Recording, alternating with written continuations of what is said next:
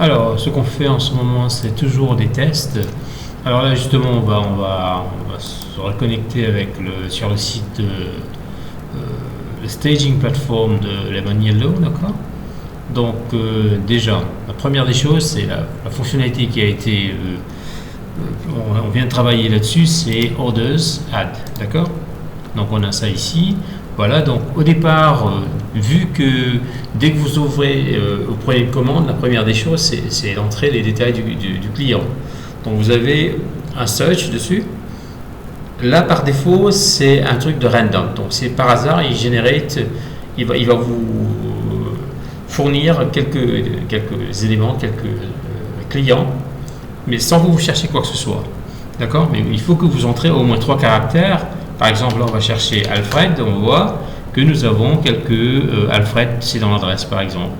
On pourra essayer peut-être trouver aussi le code du client, ou alors le code fidélité, par exemple.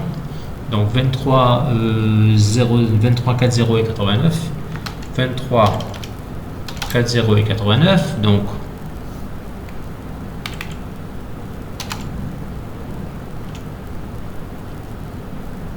non. Attends, voilà, c'est ça.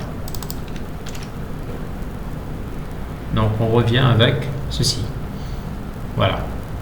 Donc on peut rechercher par le nom, nationalité, carte de fidélité, le code client, l'adresse, numéro de téléphone, peu importe toutes ces données qui sont affichées ici, on peut chercher. Une fois que vous avez trouvé le bon client, vous cliquez dessus et les infos seront insérées sur le fiche que vous êtes en train de travailler en ce moment. La deuxième, donc là il faut cliquer, mais dans la prochaine version, ça va s'ouvrir automatiquement pour sélectionner un produit. D'accord. Donc là, vous avez par exemple, dans le système, nous avons 2 produits.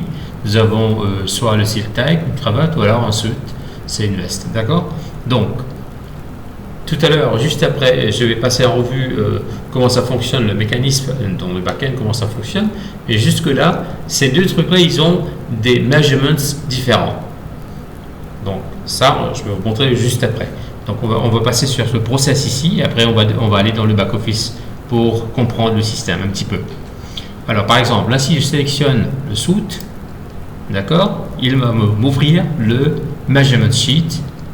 Et là, vous allez voir qu'il y a des petits alphabets qui étaient insérés déjà sur votre measurement sheet qui nous a été fourni au départ.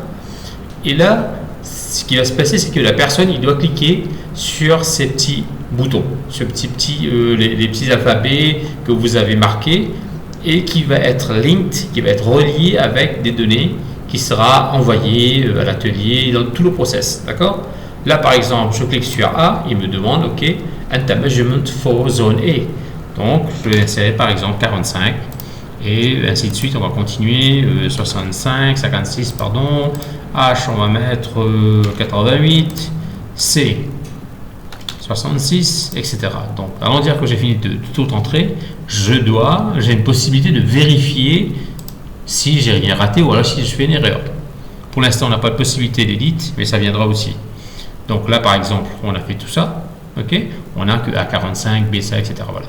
On peut close et là, on peut submit, on peut save measurements, mais pour l'instant, c'est dummy, donc ça part pas sur le serveur, mais ça va fermer le truc. Donc déjà, on a passé sur la sélection des clients, d'un client, en recherchant avec différents critères. On va rechercher aussi un produit et entrer les différentes measurements. Et là, après que j'ai pas encore implémenté, c'est verify order et submit. Je travaille toujours je peaufine toujours ce flow qui est là, afin que ce soit très pratique, très facile pour l'utilisateur, pour les agents, ceux qui vont prendre les mesures, etc. D'accord, ça c'est la première des choses. Et là, on va basculer tout de suite dans le back-office pour comprendre le fonctionnement le mécanisme de measurements. D'accord. On a par exemple ici, nous avons vêtements, il y a 2 trucs qui sont reliés, les vêtements et les produits. D'accord. On va lister ça, voilà. Donc, vous voyez ici que nous avons vest et tie, ce sont les vêtements, ce sont les types de vêtements, types of clothing, for example. D'accord. C'est le type de vêtements où nous avons chaque type de vêtements, ils ont des zones pour prendre des mesures. D'accord. Un tie, une cravate, ils ont des mesures spécifiques. Par exemple, on a des chemises, on peut avoir plein de choses qu'on peut créer. D'accord? Alors, les vêtements, comment ça marche? C'est que vous créez un nouveau vêtement, vous allez insérer cette fiche que vous voyez ici, qui nous a été fournie déjà au départ, et vous pourrez télécharger d'autres éventuellement après, avec des zones, et je vais expliquer tout de suite après comment faire. Voilà. Donc là, par exemple, on a ce truc-là. Alors, si je fais un edit pour voir ce qu'il y a à l'intérieur, pour la veste, il a ce sheet-là. Voilà, ça c'est bon. Donc vous connaissez cette fiche, il n'y a pas de souci. Mais ça, c'est un peu grec. Voilà. Alors ça, ce qu'il fait, c'est qu'on va prendre cette image, on va le process sur un site gratuit qui va nous générer ces différentes zones que vous voyez ici, coordonnées, etc. On ne va pas le faire manuellement, c'est une casse-tête. D'accord? On a des sites qui le font gratuit. Alors je vais vous montrer tout de suite en cliquant ici. On va sur Image Map Generator. Là, si je vais sélecter ça par exemple, et je fais Open, il me donne l'image, il me donne les différentes zones à créer. Allons dire que nous avons que ces 4 à créer. Déjà qu'il nous faudra 4 lignes pour faire ça.